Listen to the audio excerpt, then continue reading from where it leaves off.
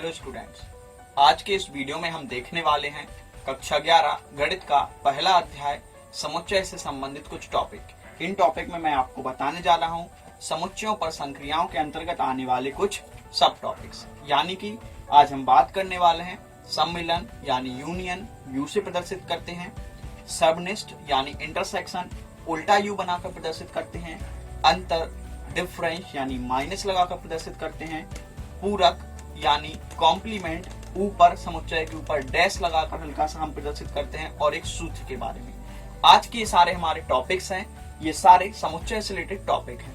मैंने अपने last video में आप सबको अच्छे से बताया था एक एक परिभाषा, एक एक बिंदु, जिनको हमें 1.1, 1.2, 1.3 लगाने में मदद होती है। ओके, तो अब हमें कौन कौन से बिंदु पढ़ने हैं, एक बार उनको स्टार्ट कर लेते हैं। तो पहला पॉइंट जो है हमारा बेटा सम्मिलन। ओके, इन सभी की बेसिक जो इंग्लिश है केवल हेडिंग की, वो आपको मैं बताते जा रहा हूं और उसे आप जरूर रिमाइंड करें। तो सम्मिलन यानी दो चीजों का मिलन, इसी चीज को हम बोलते हैं बेटा यूनियन। क्या बोलते हैं? यूनियन। तो इसको हम लोग प्रदर्शित किससे करते हैं? यूनियन लिखे होने के कारण ही हम इसको यू से प्रदर्शित करते हैं, इस तरीके से। ठीक है, यानी अगर कभी भी आपको पूछा गया है ए यूनियन बी, यानी यहाँ पर आपको क्वेश्चन किया गया है ए और बी का सम्मिलन ज्ञात कीजिए। ओके, मैथ में ऐसे नहीं लिखे होते हैं भाषा में प्रश्न कि ए और बी का सम्मिलन ज्ञात कीजिए। इस तरीके से लिखा होगा ए यूनियन बी, यानी इसका मतलब है हमें क्या करना है? सम्मिलन ज्ञात करना है। ओके, तो हम आते हैं क्वेश्चन पे। ए और बी दो समुच्चय हैं, जल्दी से उनको लिख लेते हैं। ए मान लिया मैंने 1, 3, 5, 7 और बी मैंने एक समुच्चय मान लिया है जिसमें है यहाँ 2, 3, 4, 7, 9। ओके, तो अगर अब ये कुछ भी हो सकते हैं, हमारा कॉन्सेप्ट है, हमारा यहाँ पे कुल पूरा यही है कि आपको ये चीजें समझ में आ जाए। ओके, एक एक कॉन्सेप्ट आपको समझ में आ जाए। क्वेश्चन क्या है? कुछ भी हो सकता है, ए बी हो सकता है, बी सी हो सकता है, यहाँ पर कुछ भी अवयव हो सकते हैं, ऐसा कुछ भी हो सकता है। तो अगर हम बात कर रहे हैं ए यूनियन बी यानी ए सम्मिलन बी की, तो सम्मिलन की परिभाषा क्या है? दो चीजों को जोड़ना ही क्या कहलाता है? सम्मिलन। ओके, तो सम्मिलन यानी दो चीजों को हमें मिलन करना है, जोड़ना है। तो अगर इन दोनों समुच्चयों को हम जोड़ देंगे तो हमारे पास क्या क्या हो जाएगा? 1 हो जाएगा, बिल्कुल हो जाएगा भाई। 2 भी हो जाएगा, बिल्कुल हो जाएगा। 3 2 बार हो जाएगा। लेकिन मैं आपको बता चुका हूँ लास्ट वीडियो में, फिर से बता रहा हूँ कि कभी भी समुच्चय में हम अवयव को रिपीट नहीं करते हैं। यानी हमारे पास अगर 10 बार भी 3 होगा तो भी हम उसको एक बार लिखेंगे, इससे ज्यादा बार नहीं लिखेंगे। तो 1, 2, 3, 4, 5, 7, 9। अगर हम इन दोनों समुच्चयों को जोड़ दें तो हमारे पास क्या क्या होने वाला है? 1, 2, 3, 4, 5, 7, 9।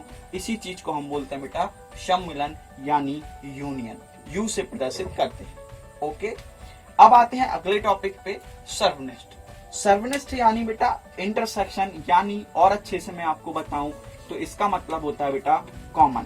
क्या होता है? कॉमन। जी हाँ, आपको कॉमन चीजें देखनी है। इंटरसेक्शन यानी उल्टे यू से प्रदर्शित करेंगे इस तरीके से। और अगर आपको पूछा गया है ए सर्वनिष्ठ वी, यानी ए और बी में सर्वनिष्ठ क्या है यानी कॉमन क्या है, ये आपको बताना है। और क्वेश्चन आपको दिया गया है इस तरीके से, जो आप सामने देख रहे हो कि ए और बी अगर ये हैं तो हमें इनका क्या बताना बेटा? सर्वनिष्ठ बताना है। तो आप खुद समझदार हो, मैंने आपको बता दिया क्या करना है? कॉमन। तो ए और बी में ऐसे अवयव जो कॉमन है तो बेटा 3 है और 7 है ना? इतना इजी है ना? तो ए और बी में क्या क्या कॉमन है, इसी चीज को हम बोलते हैं बेटा सर्वनिष्ठ। सर्वनिष्ठ यानी इंटरसेक्शन, उल्टा हो गया। ठीक है, सर्वनिष्ठ भी आ गया समझ में। सम्मिलन, सर्वनिष्ठ दोनों चीजें आ गई हैं। तो हम अपने अगले टॉपिक पे आते हैं, अंतर। अंतर यानी डिफरेंस। क्या है? डिफरेंस यानी अंतर। और अंतर को समझना होगा आपको बहुत ही अच्छे से। क्यों समझना होगा? ये इसलिए जरूरी है बेटा क्योंकि अंतर अलग सा है, थोड़ा सा केवल अंतर है इसमें, उतना इजी नहीं है। बस थोड़ी सी चीज आप ध्यान रखें और आपको आने लगेगा। अगर अंतर है यानी माइनस है, और मैंने आपको यहाँ क्वेश्चन किया है a माइनस बी। क्या किया है? अगर मैंने क्वेश्चन किया है a माइनस बी और फिर मैंने आपसे क्वेश्चन किया है b माइनस ए, तो ध्यान रखें जिस प्रकार संख्याओं में 5 माइनस 2 3 होता है, 2 माइनस 5 माइनस 3 होता है, यानी इन दोनों में अंतर है। उसी प्रकार समुच्चय में भी a माइनस बी और b माइनस में अंतर होता है। यहाँ संख्याएं हैं तो केवल माइनस का अंतर, लेकिन समुच्चय में क्या अंतर होता है ये आपको देखना है। ठीक है, तो जैसे मैं पढ़ रहा हूं वैसे ही आप देखें, बिल्कुल प्रॉब्लम नहीं होगी, अच्छे से समझ में आएगा। a माइनस बी यानी a अंतर b, a में से b वालों को हटाना है, आपको क्या करना है, a में से b वालों को हटा देना है, ये आपको ध्यान रखना है। तो a में क्या क्या था आपके पास 1357, माइनस करना है क्या b को, b में क्या क्या है 23479। अब a में से b वाले हटाने हैं, ध्यान दीजिए क्या करना है, a में से b वाले हटा देने हैं। तो b में कौन कौन से अवयव हैं, जो a में है उनको हटा दो केवल। तो 1 नहीं हट पाएगा क्योंकि इसमें नहीं है, 3 हट जाएगा, इसमें है तो 3 हट जाएगा, 5 नहीं हट पाएगा और 7 हट जाएगा क्योंकि इसमें है। तो आपको क्या ध्यान देना है, a में से वो अवयव हटा दो जो b में है, बस। ठीक है, तो a में ऐसे कौन कौन से अवयव थे 3 और 7, क्योंकि वो b में भी है तो उनको हटा दिया, हो गया a माइनस बी। अगर b माइनस a करना है तो b में से आपको a वाले हटाने हैं, और a में क्या क्या था 1357, यानी b में से ऐसे अवयव हटा दो, अगर 1 है तो 1 हटा दो, 3 है तो 3 हटा दो, 5 है तो 5 हटा दो, 7 है तो 7 हटा दो, बस। एक्स्ट्रा क्या है इनमें ये हमें मतलब नहीं होता है। जैसे कि इसमें ये 2479, ये 2479 कहाँ गए, सॉरी 2, 4 और 9 कहाँ गए, इससे हमें कोई मतलब नहीं होगा, क्योंकि हमें क्या करना था, हमें a में से केवल b वालों को हटाना था, और b में एक्स्ट्रा क्या है, जैसे ये 2 या 4 या 9, तो हमें इससे कोई मतलब नहीं है। ओके, उसी प्रकार ये 2, 3, 4, 7, 9 में से हमें 1357 हटाना है, यानी ये 1 नहीं हट, ये 3 हट जाएगा और 7 हट जाएगा। तो 3 और 7 को हटा देंगे, क्या बचेगा 2, 3, 4, 9। यानी क्या ध्यान रखना है आपको, केवल कि हमें वो अवयव हटाने हैं जो a में है, बाकी जोड़ने नहीं है उनमें। ये मत लिख देना कि ये जैसे मान लीजिए 5 भैया इसमें नहीं है तो कैसे घटाएंगे, उसको नहीं हटेगा ना, वो केवल वो वाले हटाने जो b में है बस, या वो वाले हटाने जो a में है बस, इतना सा काम है। ठीक है ना, आगे समझ में थोड़ा सा अंतर है, बस यही वो अंतर है। ठीक है, कि अगर a माइनस बी करना है तो a में से b वाले अवयव निकाल दो, और b माइनस a करना है तो b में से a वाले अवयव निकाल दो, हो गया ना। तो ये अंतर वाला टॉपिक है, ये भी आपको आ गया होगा, आ गया है। अब हम बात कर रहे हैं अपने अगले टॉपिक की, पूरक। ठीक है, तो ये जो हमारे अभी तक के टॉपिक हैं, सम्मिलन, सर्वनिष्ठ और अंतर, ये आपको अच्छे से समझ में आ गए होंगे। अब हम बात कर रहे हैं कॉम्प्लीमेंट यानी पूरक की। कॉम्प्लीमेंट यानी किसी भी चीज का पूरक, ये जो डैश है इससे लगाकर हम प्रदर्शित करते हैं उस चीज को।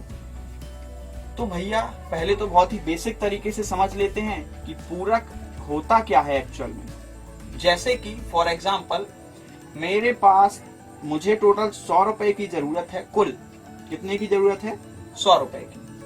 अगर अभी मेरे पास कितने रुपए हैं बेटा, अगर अभी मेरे पास मान लीजिए 60 रुपए हैं, कितने रुपए हैं 60, तो मेरे पूरक कितने होंगे, यानी वो कितने रुपए होंगे जो मुझे पूर्ण कर देंगे, 100 रुपए बना देंगे। तो क्या है आंसर 40। तो ये 40 क्या हुआ मेरा पूरक, क्योंकि पूर्ण होने के लिए मुझे इस चीज की जरूरत है, तो इसी को हम बोलेंगे पूरक। ये जो डेफिनेशन होती है पूरक की, बेसिक डेफिनेशन, इसी से हम बोलते हैं, बन जाता है हमारा पूरक समुच्चय। कैसे बनता है जल्दी से देख लीजिए। यानी आपको अगर कभी भी पूरक करना है तो पहले ये तो पता हो कि पूरा चाहिए कितना। अगर मैं कहूँ तुम्हें यहाँ मेरा 60 है मेरे पास रुपए, पूरक बताओ, तो क्या जरूरी है मुझे 100 पूर्ण करने? मान लो मुझे 1000 चाहिए हो, मान लो मुझे 10,000 चाहिए हो, तो क्वेश्चंस के लिए इंपॉर्टेंट क्या है कि आपको पूर्ण कितना करना है, यही है ना। तो यानी कि अगर आपको कभी भी पूरक का क्वेश्चन पूछा जा रहा है तो वहां पर एक सार्वत्रिक समुच्चय U से एक समुच्चय जरूर लिख के उसको देना होगा, नहीं तो वो क्वेश्चन कभी भी आप नहीं कर पाएंगे। तो बात समझ में आ गई कि नहीं? U यानी वो समुच्चय होता है जिसे आपको बनाना होता है, पूर्ण करना होता है। तो पूर्ण कितना चाहिए आपको? 1, 2, 3, 4, 10 तक, ये आपका पूरक। ठीक है, ये आपको पूर्ण करना है, सार्वत्रिक समुच्चय है, यहां तक आपको पहुंचना है। ठीक है, अब हम बात कर रहे हैं A के सार्वत्रिक समुच्चय की। तो अगर मैंने A के पूरक समुच्चय की, तो अगर मुझे चाहिए A का पूरक समुच्चय यानी A डैश, क्या चाहिए? A dash. ओके, तो अगर ए डैश चाहिए तो बेटा ए को पूर्ण होने के लिए, यानी अभी ए के पास है 1 3 5 7 और पूरा कितना चाहिए था 1 2 3 4 5 6 7 8 9 10, तो किस किस चीज की कमी है, 2 की है, 4 की है, 6 8 ओके और 9 और 10। ये क्या हुए बेटा, ये हुए ए के पूरक। क्यों?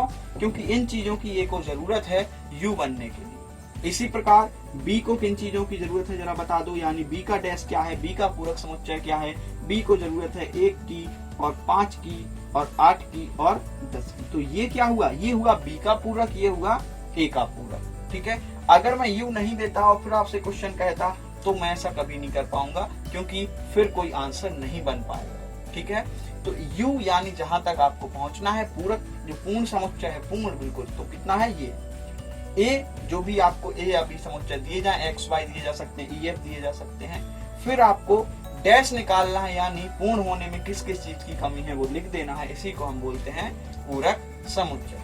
आ गया?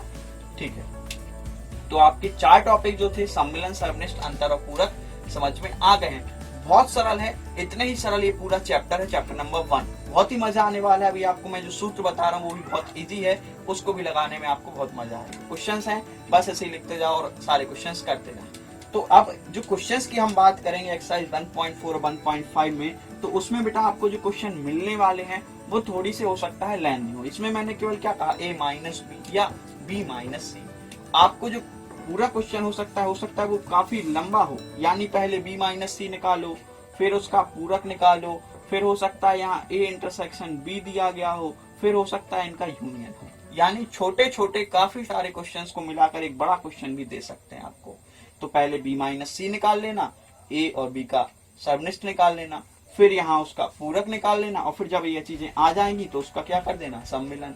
तो छोटे छोटे पार्ट्स में ब्रेक करके आप इस पूरे क्वेश्चन को इजीली कंप्लीट कर सकते हो। ठीक है ना? ठीक, अब जल्दी से लास्ट टॉपिक जो हमारा फॉर्मूला है, सूत्र है। तो 2 समुच्चयों के लिए अगर हमें सूत्र की जरूरत पड़ती है तो वो सूत्र क्या है? ठीक है, तो ये जो सूत्र है ये 2 समुच्चयों के लिए है, यानी 2 समुच्चय है, एक है a और एक है b।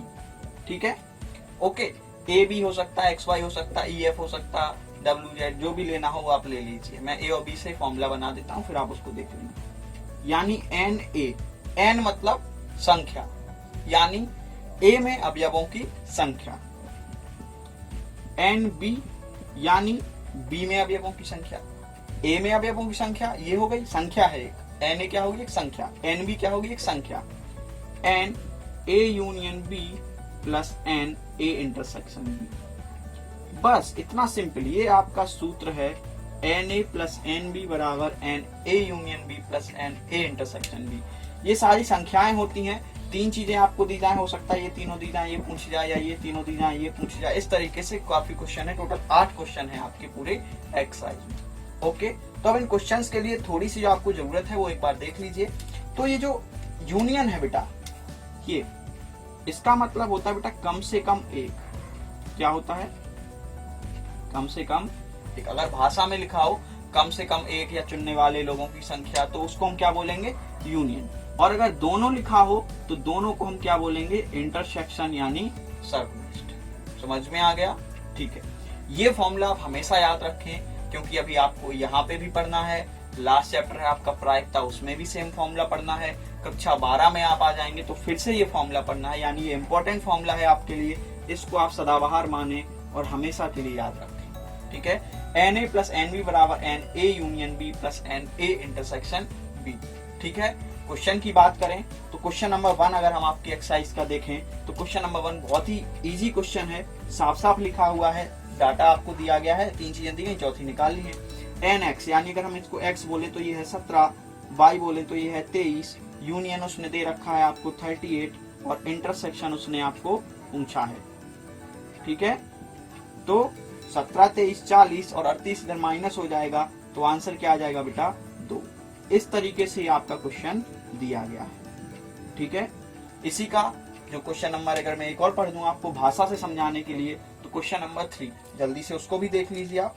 क्वेश्चन नंबर 3 अगर हम देखें तो अगर हम बात करें तो क्वेश्चन नंबर 3 में है 400 व्यक्तियों का समूह।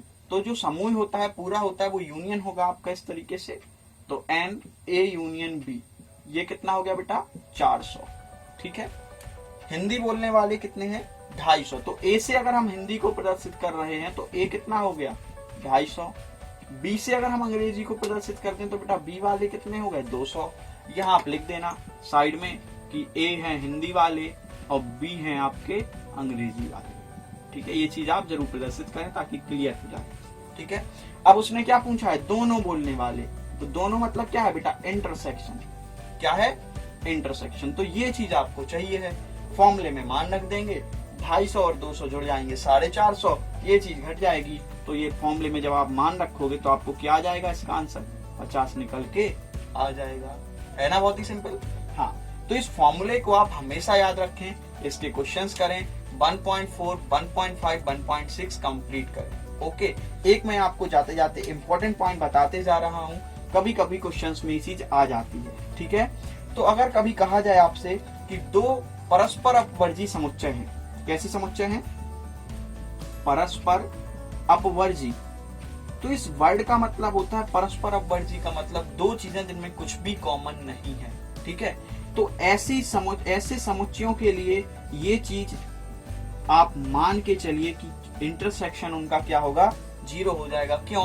क्योंकि वो समुच्चय कैसे हैं अपवर्जी। तो अगर उसने ये लाइन लिख के रखी है दो परस्पर अपवर्जी समुच्चय, तो वहां पर आपको ये चीज अपने आप गिवन मान लेनी है, क्योंकि वो अपवर्जी है यानी उनमें कुछ भी कॉमन नहीं है। और वहां पर हम इंटरसेक्शन क्या मान लेते हैं 0। हो गया? ठीक है, ये नोट है, इसे आप जरूर ध्यान रखें। तो इसी के साथ ही मेरा आज का वीडियो यहीं पे समाप्त हो रहा है। आपको एक्सरसाइज 1.4, 1.5, 1.6 लगानी है। अगर उसमें कोई भी क्वेश्चन आपको डाउट करता है कि आपको प्रॉब्लम हो रही है, नहीं आ रहा है, तो आप मुझे मेरे पर्सनल व्हाट्सएप नंबर पर भेज सकते हैं। ओके, मैं आपकी डाउट तुरंत क्लियर करूंगा। और कमेंट्स में आप मुझे जरूर बताएं कि आपको वीडियो कैसा लगा, कौन सा टॉपिक आपको समझ में नहीं आया है, आप किस टॉपिक पर और वीडियो चाहते हैं। ओके, क्योंकि यही एक साधन होता है जिसमें मैं आप लोगों से जुड़ सकता हूँ। कमेंट में आप मुझे लिखिए, वह बात मुझ तक जरूर पहुंचती है। ओके, और लास्ट में जो मैं आपको रिमाइंड कराना चाहूंगा, यदि आप नए स्टूडेंट हैं और चैनल को सब्सक्राइब नहीं किया है तो जरूर सब्सक्राइब करें, इट मोटिवेट्स अस। ओके, तो सब्सक्राइब करें, अपने फ्रेंड्स के साथ शेयर करें। इसी के साथ ही thank you, have a good day, thank you very much.